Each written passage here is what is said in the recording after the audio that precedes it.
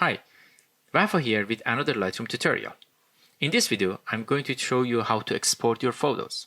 As I mentioned in the previous tutorials, all the changes that we make into photos, they are not going to be saved into the files. So in order to make the changes permanent, we have to export the files, or basically we have to save as all the files. Let's say we are done with all the changes that we are going to apply to these photos. We already merged a few photos and make them like this panorama, and also the other photos are good to go. So I can either select a photo or I can select multi photos. For example, hold on to my shift and select the very last photo. It tells me that there are 11 photos selected. Then I can right click and say export, or I can easily go to file and say export. These are the same options. So as soon as I click on export, a pop-up shows up. In this pop-up, the very first option is talking about export to either email or hard drive or CD, DVD for burning purposes. I don't think anyone these days burns photos, so hard drive is the best option. After choosing hard drive, which is the default selection here, the first option is export location.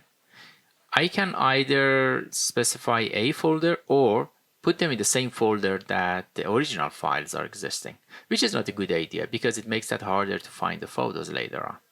But if I choose a specific folder, then I get a chance to say where I want to save them. So let's say I go to desktop and click a new folder, call it export May 2021 and create the folder. Say choose. So now it is going to be saved under export May 2021. So if I have multi-purpose project, I can put them in different subfolders inside the main folder. But in this case, I don't want to. The next option is naming. I can rename them to the custom name. I can call them Rockies, or I can say the original file number plus a custom text. So this is the original name of the file, and then it is the text that I want to add to it. Or I can go to a sequence or different types of naming, but the best option is original file number plus a name, so then it makes it easier later on to find. Don't worry about video because there is no video to be exported in this tutorial. The next option is the file setting. So for printing purposes or archiving purposes or making photo books or anything like that, the best option is JPEG. And there's a slider here. You can say what the quality is going to be. That is the percentage. I always leave it as 100% for the quality. Color space, just don't touch it. And the next option is image size. We don't change it because we want to keep the highest quality possible. And there is an option for sharpening for a screen or paper for printing purposes. I usually don't do that. You can give it a try, see if you like it or not. So metadata, I always keep it as all metadata.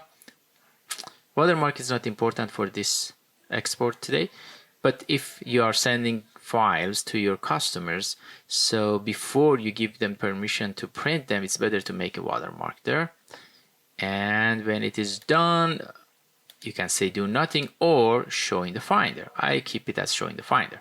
So now export, and then right left corner, it says export 11 files and the progress bar starts going. Okay, as soon as the export is done, a pop-up shows up including the folder containing all the photos. So now we can easily go through them. So these are JPEG files.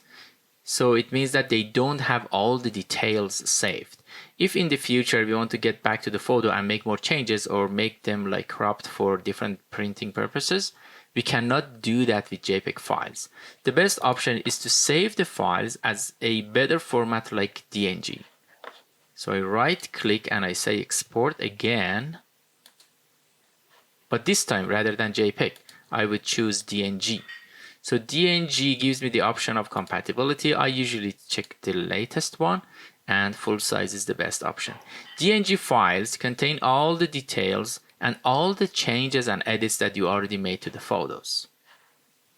But I don't want to put them in the same folder because that is the exported files.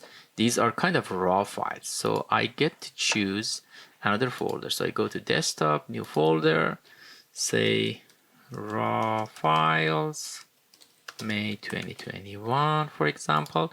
Choose this, choose it again. So now when I say export, the progress bar starts again, top left corner, and then files are going to be saved as DNG files.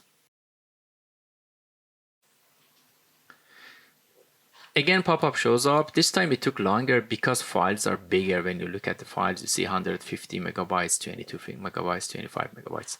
But these are the big files containing all the details in case I'm going to get back to them and make more changes.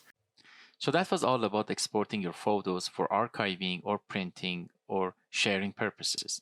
Hope you liked it. Until next session, bye.